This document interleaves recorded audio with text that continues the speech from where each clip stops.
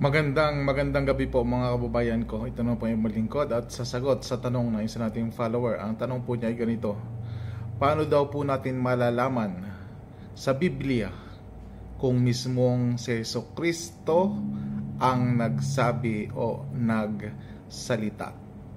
Ito po ang kaya nagkakaroon ng kalituhan ang mga nagtuturo, sapagkat nagbibigay sila ng bersikulo ngunit hindi nila inuunawa kung ito po bang sinasabi na ito doon sa bersikulo na iyon ay mismong si Jesus ang nagsabi o mismong si Jesus ang nagsalita. At meron po kasing kung yung tinatawag na pagkaunawa nung sumulat, iyon ang kanilang isinulat. So, iyon po ay kanyang idea, iyon po ay kanyang pagkaunawa, ngunit hindi po iyon ang katuruan at salita mismo ni Jesus. Marami po sa Biblia na mababasa rin tayo na mismong makikita natin mismong si Jesus ang nagsasabi at ang nagsasalita. Ano po? Kaya nga po, hinihiling ko po sa inyo na bago po kayo magbasa ng Biblia, ay humiling muna kayo, napuspusin kayo ng banal na espiritu upang maunawaan ninyo kung ito ba ay galing mismo sa salita ni Jesus o galing mismo kay Jesus, sapagkat maaari pong ang Biblia po ay ginamit din ng demonyo upang linlangin ang mga sumulat nito, lalo na pagkamatay ni Jesucristo. Itong mga nagsulat na ito pong lalong-lalo na po ang sulat ni Pablo. Ano po? At bibigyan ko po kayo ng isang example kung paano nyo masusuri kung ito ba ay salita mismo ni Jesus o hindi. Ano po? Now, dito po ay makikita natin sa Marcos chapter 12 verse 28 hanggang 31. Basahin po natin. Ang eskriba ay nagtanong kay Jesucristo, ano ang una at pinakamahalagang utos sa lahat? Iyon ang tinanong eskriba. Sa 29, sabi sa verse 29, at sumagot si Jesus. So ibig sabihin, si Jesus ang nagsalita. Makinig kayo, O Israel, ang Panginoon nating Diyos, ang Panginoon ay iisa. Hear, O Israel, the Lord our God is one. Sino nagsabi? Si Jesus. Bakit? Anong pagkakasabi dito? At sumagot si Jesus. So, si Jesus ang nagsabi niyan. Ano pa? Sabi dito, ibigin mo ang Panginoon mong Diyos ng buong puso, buong kaluluwa, buong pag-iisip at buong lakas.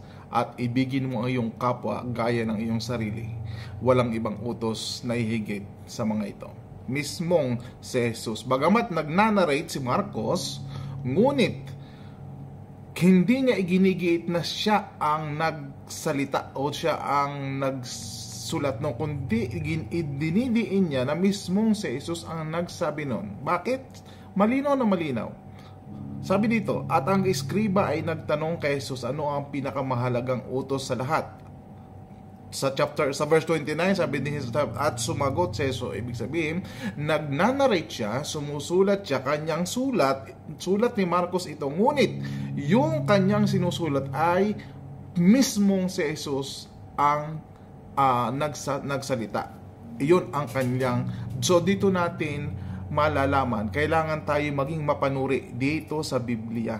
Kailangan tayo maging mapanuri kung ito ba ay sinulat ni Jesus at sinalita ni Jesus. Sapagkat kung tayo po ay mga Kristiyano, ano po? Kung tayo po ay mga Kristiyano, kung tayo po ay sumusunod kay Jesus, kay Jesucristo, kung ano lang po yung kanyang itinuro at kung ano po yung kanyang sinabi, yun lang po ang ating susundin. Hindi kung kani-kaninong mga katuruan at mga idea at mga, kumbaga, kanilang mga pagkaunawa. Example po ay itong mga sulat nitong si Pablo. Kaya po tayo nagkakaroon ng kalituhan. Now, kung tayo po ay mga Kristiyano, mga sumusunod kay Jesus, yung pong katuruan ni Jesus ang ating sundin, hindi yung katuruan ng kani-kanino. Marami pong mababasa sa Biblia na mismong si Jesus ang nagsalita. Ano pa po?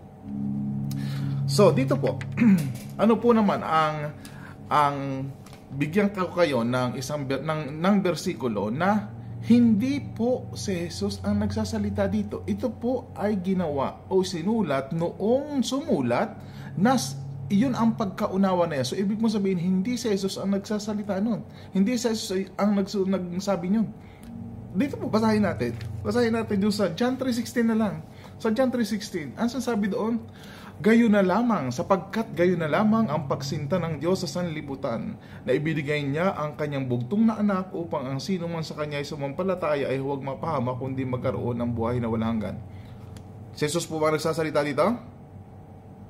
Si Jesus po ba? Ang tanong ko sa inyo, no. Kung ating pong bibigyan kung ating pong pagnilayan itong bersikulo na ito po ang pagkaunawa ni John. Ito po ang pagkaunawa ni John at isinulat niya. Ngunit hindi po si Jesus ang nagsasabi niya. Ang nagsasabi niya ay si John. Iyon ang pagkaunawa niya. Ngunit wala si Jesus, hindi si Jesus nagsasabi niya. Isa pa po, maalalaman po natin kung mismong si Jesus ang nagsasalita. Isang example. Isa pa po example. John chapter 12 verse 49. Sabi doon, ako'y hindi nagsasalita. Doon pa lang malalaman na natin kung tayo ay nag-iisip, kung tayo ay nagsusuri. John chapter 12 verse 49. Sabi dito, ako'y hindi nagsasalita mula sa aking sarili. Sino nagsasalita dito? Alam mo na kaagad kung sino. Bakit? Ako'y hindi. Di po ba? Ano pa? John chapter 17 verse 3. At ito ang buhay na walang hanggan, na ikaw ang makilala nila na nag-isang Diyos na tunay at ako ang iyong sinugo. Sino nagsasalita? Sino nagsasalita? Si John po ba? No. Sino sinugo ba? Jesus. So, malinaw. At ito ang buhay na walang hanggan, na ikaw ang makilala nilang nag-iisang Diyos na tunay at ako ang iyong sinugo. Malinaw na nagsasalita dito ay sino? Si Jesus. Kaya dapat po maging mapanuri tayo sa ating mga binabasa, sapagkat lalo na po ang New Testament, iyan po ay ginamit na rin ng demonyo upang malinlang tayo. Malinlang tayo. Kaya nga po dapat maging mapanuri tayo pag nagbabasa tayo ng Biblia, lalo na ng New Testament. Marami po dyan mga pastor, kaya po hindi nila matanggap kasi magbibigay ng, for example, Diyos ba? At sasabihin, Diyos ba itong sa Jesus? Ang sinasabi dito sa sa John chapter 17 verse 3, at ito ang buhay na walang hanggan, na makilala ka na nag-iisang Diyos na tunay at ako yung sinugo. So, sino sasalita dito? Si Jesus.